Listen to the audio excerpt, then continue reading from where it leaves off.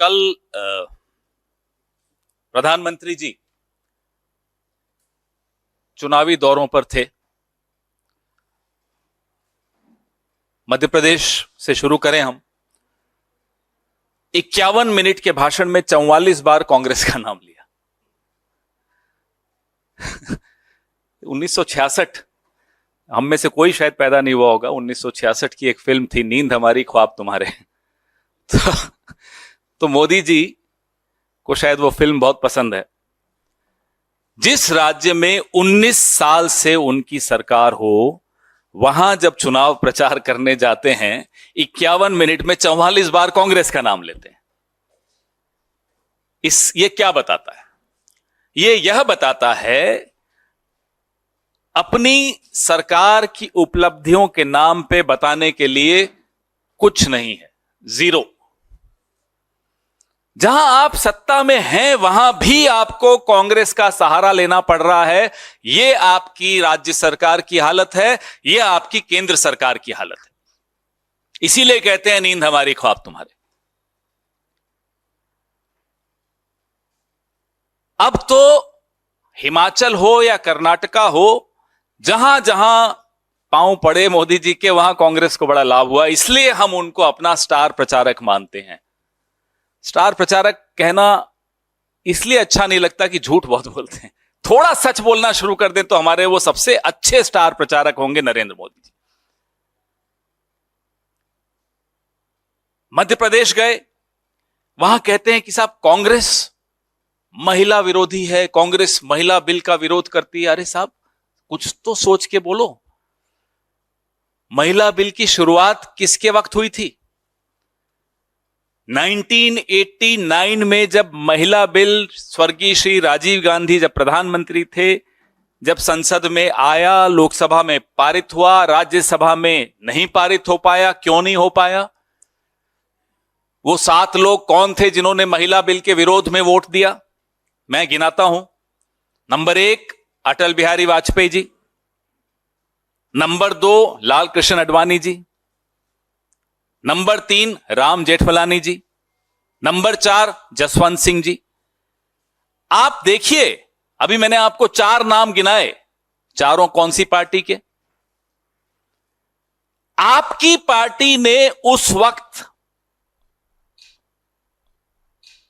1989 में, 89 होता है, 1989 में जब यह बिल पास हो सकता था, तब आपकी पार्टी के नेताओं ने, आपकी पार्टी के सांसदों ने राज्यसभा में यह बिल गिराया।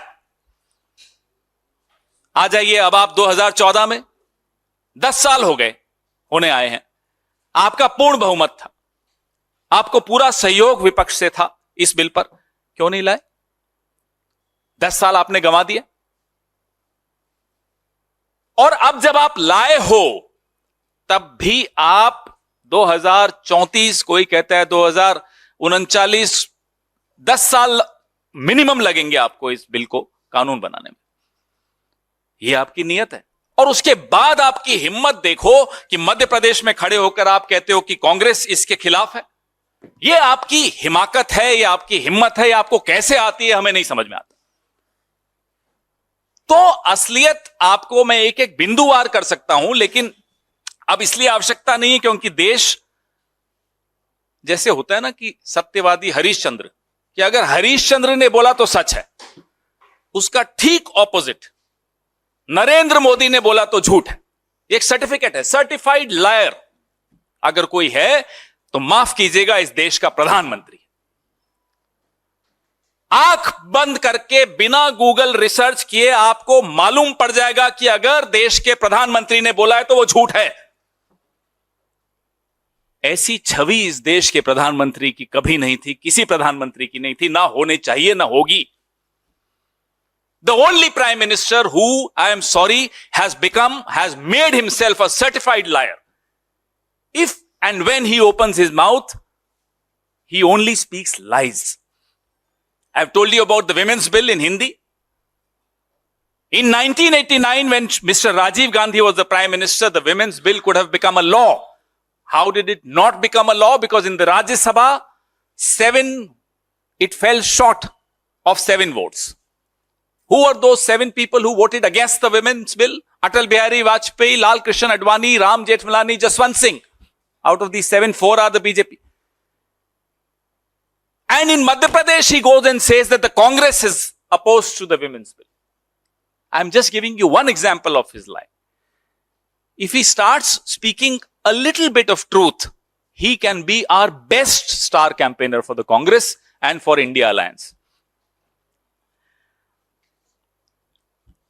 मध्य प्रदेश में मैंने आपको जैसा बताया 19 साल से सरकार इनकी, बीच में 15 महीने हमारी सरकार थी। उस 15 महीने में कमलनाथ जी की सरकार ने क्या क्या किया?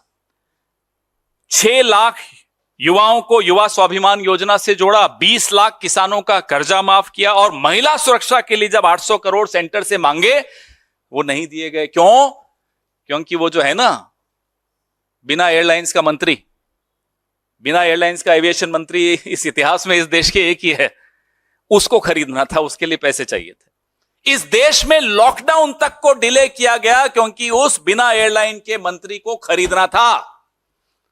ये आपकी सरकार की, ये आपकी पार्टी की, ये आपकी मानसिकता की हकीकत है। और महिला बिल पे आप बोलते हो, जब आप बचपन में शाखा शाखा खेलते थे ना, तो कांग्रेस ने देश को एक महिला प्रधानमंत्री दी थी जो पाकिस्तान से लड़कर बांग्लादेश को आजाद करा रही थी। इसलिए आप कांग्रेस के सामने महिला बिल पर तो ना बोलें, महिला अधिकारों पे मत बोलिए। आप खेलिए बृजभूषण के साथ शाखा शाखा और करिए महिला अधिकारों पे चर्चा।